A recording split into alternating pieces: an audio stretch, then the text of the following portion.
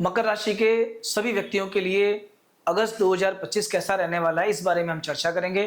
तो स्वागत है आपका मासिक राशिफल कार्यक्रम में, जिसमें हम मकर राशि की चर्चा करेंगे। तो आइए देखते हैं। सबसे पहले इस महीने में कोई दो महत्वपूर्ण परिवर्तन आपको होने वाले हैं।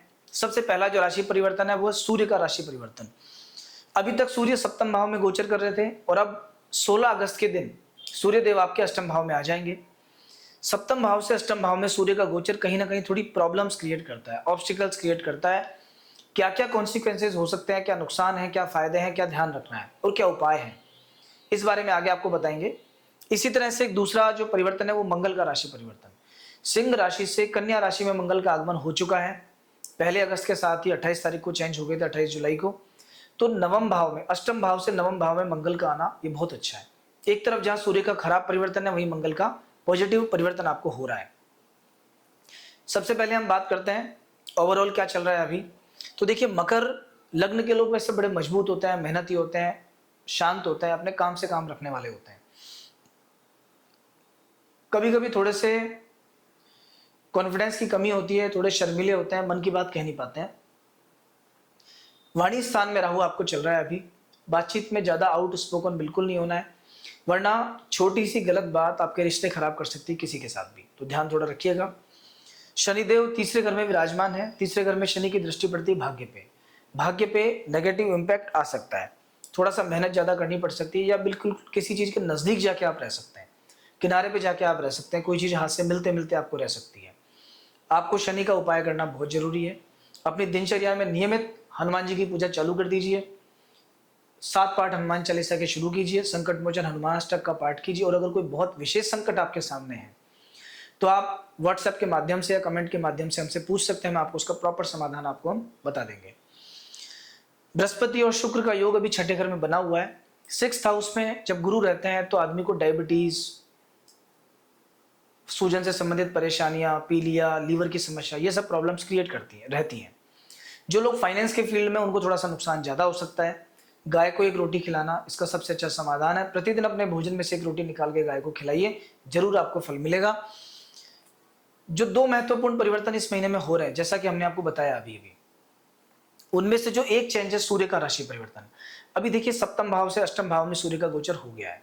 अष्टम भाव में सूर्य स्वराशि में।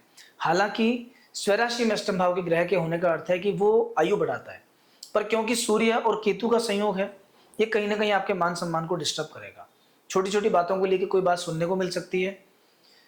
अगर आप नौकरी में हैं तो उच्चाधिकारियों से कोई झगड़ा हो सकता है। आपके जो बॉस लोग हैं वो परेशान कर सकते हैं। प्राइवेट जॉब में अगर आप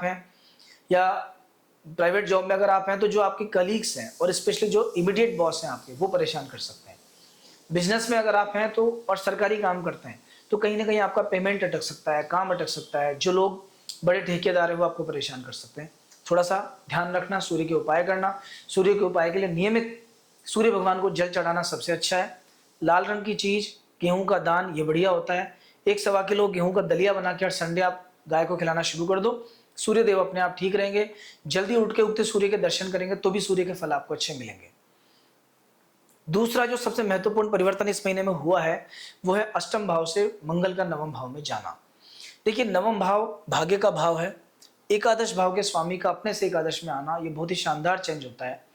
कहीं ना कहीं आपको प्रॉफिट बढ़ने वाला है। अगर आप शेयर मार्केट का काम करते हैं तो उसमें आपको लाभ हो सकता है। कोई पैसा कहीं अटका हुआ है, रुका हुआ है, तो अब जो 2-3 महीने उसमें रिकवर हो सकता है। वो कोई इन्वेस्टमेंट का रिटर्न आप अगर चाह रहे थे कहीं से, वो रिटर्न आपको इस समय पे मिल सकता है। ये उसका पॉजिटिव अभी समय जा रहा है। मंगल की तीसरे घर पे दृष्टि होने से आपकी वर्किंग कैपेसिटी बढ़ेगी। पहले जिस कार्य में उत्साह, आलस्य रहता था, वो ठीक होगा। छोटे भाइयों के साथ व्यवहार ध्यान रखना। छोटे भाई को किसी तरह का कष्ट आने वाले समय में आ सकता है। तो ये जो सूर्य का और केतु का संयोग मैंने आपको बताया अभी, इसका उपाय कर लेना। बाकी ओवरऑल ये पूरा महीना सही जाएगा आपका। स्पेशली 5, 6, 7, 14, 15, 23 और 24, ये जो डेट्स मैंने बताई हैं, इनमें ध्यान रखना। कोई भी स्पेशल काम करना, कहीं ट्रैवल करना, नया मुहूर्त करना, वो इस तारीखों में मत करना। डेट्स मैं एक बार फिर बता देता हूँ: 5, 6, 7, 14, 15, 23 और 24। अगर आपके मन में कोई भी क्वेश्चन है, स्पिरिचुअल है, आपके राशिफल को लेके है, या कोई प्रॉब्लम चल रही है, तो आप समाधान जानना चाहते हैं, तो व्हाट्सएप के माध्यम से या कमेंट के माध्यम से आप हमसे संपर्क कर सकते हैं। आपको रिप्लाई किया जाएगा। ये राशिफल आपको कैसा लगा बताइए। और अगर आपने चैनल को सब्सक्राइब नहीं किया है तो लाइक और सब्सक्राइब कर लीजिए। जय श्री कृष्णा, जय श्री राम।